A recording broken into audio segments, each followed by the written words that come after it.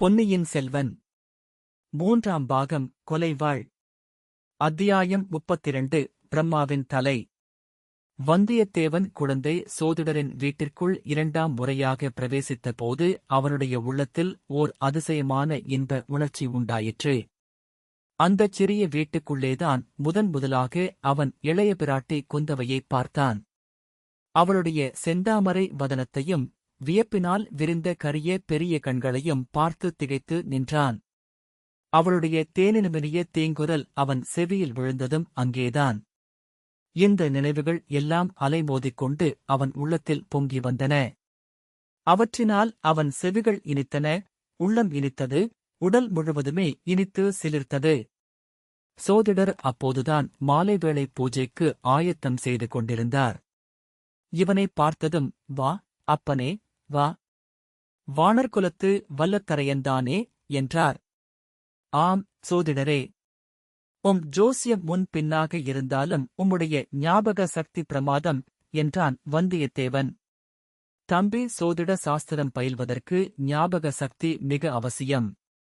கிரகங்கள், நட்சத்திரங்கள், தசைகள், புக்திகள், யோகங்கள் இவை லட்சம் விதமான சேர்க்கை உள்ளவை. அவ்வளவையும் மனத்தில் வைத்துக் கொண்டு வருஷம், மாதம், நாள், நாழிகை, வினாடி, ஒரு வினாடியில் 100 பங்கு நேரம் இவ்வளவையும் கணக்கிட்டு பார்த்தல்லவா சொல்ல வேண்டும். போகட்டும், என் ஜோசியம் முன் பின்னாக இருந்தாலும் என்றாயே, அதன் பொருள் என்ன? நான் உனக்குச் சொன்னது ஒன்றும் பலிக்கவில்லையா?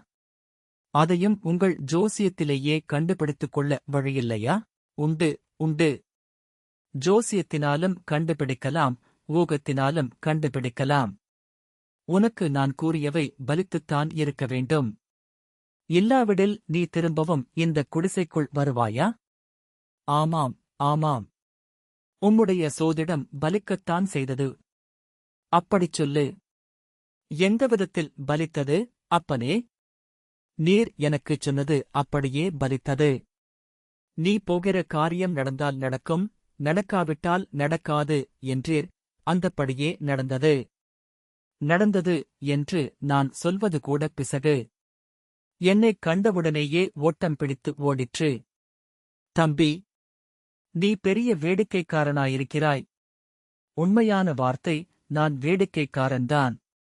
அத்துடன் கொஞ்சம் கோபக்காரன். இந்த குடிசைக்குள் வரும்போது கோபத்தை வெளியில் மூட்டை கட்டி வைத்துவிட்டு வரவேண்டும். அப்படிச் செய்யலாம் என்றுதான் பார்த்தேன்.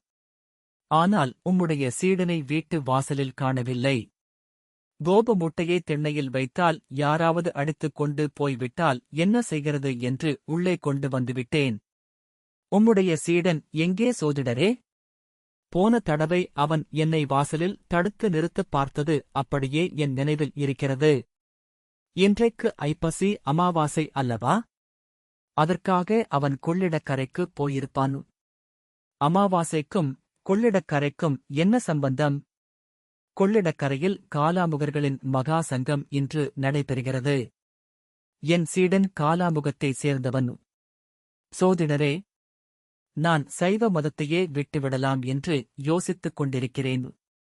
விட்டுவிட்டு உமது சிநேகிதர் ஆழ்வார்க்கடியார் நம்பியிருக்கிறாரே, திருமலையைச் சொல்கிறாயாக்கும்? ஆம், அவரிடம் தீட்சை பெற்று உடம்பெல்லாம் நாமத்தைப் போட்டுக்கொண்டு வீர வைஷ்ணவனாகிவிடலாம் என்று உத்தேசிக்கிறேன். அது ஏன் அப்படி? காலாமுகச் சைவர்கள் சிலரை பார்த்தேன். இங்கே வருகிற வழியிலே கூட பார்த்தேன். அவர்களையும் அவர்கள் வைத்திருக்கும் மண்டை ஓடுகளையும் பார்த்த பிறகு சைவத்தை விட்டுவிடலாம் என்று தோன்றுகிறது. தம்பி, எத்தனையோ போர்க்களங்களைப் பார்த்திருக்கும் உனக்கு மண்டை ஓடுகளைக் கண்டு என்ன பயம்? பயம் ஒன்றுமில்லை, அருவருப்புதான். போர்க்களத்தில் பகைவர்களைக் கொல்வதற்கும் மண்டை ஓடுகளை மாலையாகப் போட்டுக் கொள்வதற்கும் என்ன சம்பந்தம்? உன்னுடைய எஜமானர் ஆதித்த கரிகாலர் வீர பாண்டியனுடைய தலையை வெட்டி எடுத்துக் கொண்டு வந்து ஊர்வலம் விடவில்லையா? அவர் ஏதோ சபதம் செய்திருந்த படியால் அவ்விதம் செய்தார். அதற்காகப் பிறகு எவ்வளவோ வருத்தப்பட்டார். அவர் கூட மண்டை ஓட்டை மாலையாகப் போட்டுக் கொள்ளவில்லை, கையிலும் எடுத்துக்கொண்டு திரியவில்லையே. காலாமுகர்கள் எதற்காக அப்படிச் செய்கிறார்கள்? வாழ்க்கை அனித்தியம் என்பதை மறந்து விடாமலிருப்பதற்காக அவர்கள் அவ்வாறு செய்கிறார்கள். நீயும் நானும் திருநீறு பூசிக்கொள்கிறோமே, அது மட்டும் என்ன? இந்த மனித உடம்பு நிலையானது அல்ல, ஒரு நாள் சாம்பலாகப் போகிறதென்பதை மறந்து விடாமலிருப்பதற்குத்தானே திருநீறு பூசிக்கொள்கிறோம். மனித தேகம் அனித்தியம் என்பது சரிதான், இது எரிந்து சாம்பலாகும், அல்லது மண்ணோடு மண்ணாகும். சிவபெருமானுடைய திருமேனி அப்படியல்லவே? பரமசிவன் ஏன் கையில் மண்டை ஓட்டை வைத்திருக்கிறார்? தம்பி, சிவபெருமானுடைய கையில் உள்ள மண்டை ஓடு ஆணவத்தை குறிக்கிறது. ஆணவத்தை வென்றால் ஆனந்த நிலை ஏற்படும் என்பதைக் காட்டுகிறது. சிவபெருமான் கையில் மண்டை ஓட்டுடன் ஆனந்த நடனம் செய்கிறார் அல்லவா? மண்டை ஓடு எப்படி ஆணவத்தைக் குறிக்கும்? எனக்குத் தெரியவில்லையே. உனக்குத் தெரியாதது இன்னும் எவ்வளவோ இருக்கிறது. தம்பி, மண்டை ஓடு ஆணவத்தைக் குறிப்பது எப்படி என்பதை மட்டும் இப்போது தெரிந்துகொள். பிரம்மதேவனும் திருமாலும் ஒரு சமயம் கர்வம் கொண்டார்கள். நான் பெரியவன், நான்தான் பெரியவன் என்று சண்டையிட்டார்கள். சிவன் அவர்களுக்கு நடுவில் வந்தார். என்னுடைய சிரசை ஒருவரும் என்னுடைய பாதத்தை ஒருவரும் கண்டுபிடித்துக் கொண்டு வாருங்கள், யார் பார்த்துவிட்டு முதலில் வருகிறாரோ அவர்தான் உங்களில் பெரியவர் என்றார். மகாவிஷ்ணு வராக உருவங்கொண்டு சிவனுடைய பாதங்களை பார்ப்பதற்கு பூமியைக் குடைந்து கொண்டு சென்றார். பிரம்மா அன்னப்பறவையின் ஒரு கொண்டு வானத்தில் பறந்து சென்றார். திருமால் திரும்பி வந்து சிவனுடைய அடியைக் காண முடியவில்லை என்று உண்மையை ஒப்புக்கொண்டார். பிரம்மா திரும்பி வந்து சிவனுடைய முடியை பார்த்துவிட்டதாக பொய் சொன்னார். அப்போது சிவன் பிரம்மாவுக்கிருந்த 5 தலைகளில் ஒன்றை கிள்ளி எடுத்து அவரை தண்டித்தார். ஆணவம் காரணமாக பிரம்மா சண்டையிட்டு பொய் சொன்னபடியால் அவருடைய தலை ஆணவத்துக்கு சின்னமாயிற்று. வந்தியத்தேவன் எதையோ நினைத்துக் கொண்டவன் போல் இடி என்று சிரித்தான். என்னத்தைக் கண்டு இப்படி சிரிக்கிறாய், தம்பி? ஒன்றையும் கண்டு சிரிக்கவில்லை. ஒரு விஷயம் நினைவுக்கு வந்தது, அதனால் சிரித்தேன். அது என்ன விஷயம்? இரகசியம் ஒன்றுமில்லையே. இரகசியம் என்ன? பிரம்மாவை தண்டித்தது போல் என்னையும் தண்டிப்பதாயிருந்தால் குறைந்த பட்சம் 10,000 தலையாவது எனக்கு இருந்தால்தான் சரிக்கட்டி வரும். அதை எண்ணித்தான் சிரித்தேன். அத்தனை பொய்கள் சொல்லியிருக்கிறாயாக்கும். ஆம் சோதிடரே, அது என் ஜாதக விசேஷம் போலிருக்கிறது.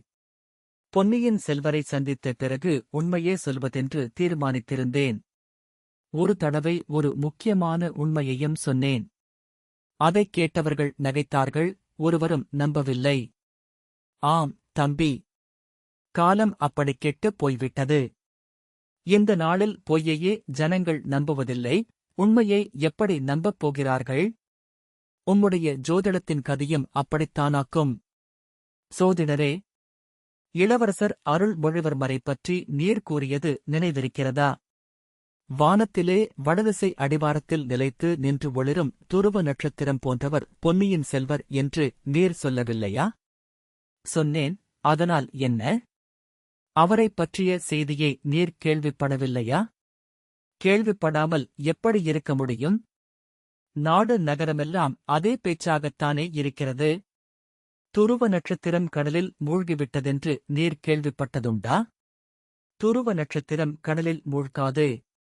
ஆனால் அந்த நிலைகொலையா நட்சத்திரத்தையும் மேகங்கள் சில சமயம் மறைக்கலாம் அல்லவா? இன்றைக்குக் கூட வடதிசையில் மேகங்கள் குமுறுகின்றன. இன்று இரவு நீ எவ்வளவு முயன்றாலும் துருவ நட்சத்திரத்தைக் காண முடியாது.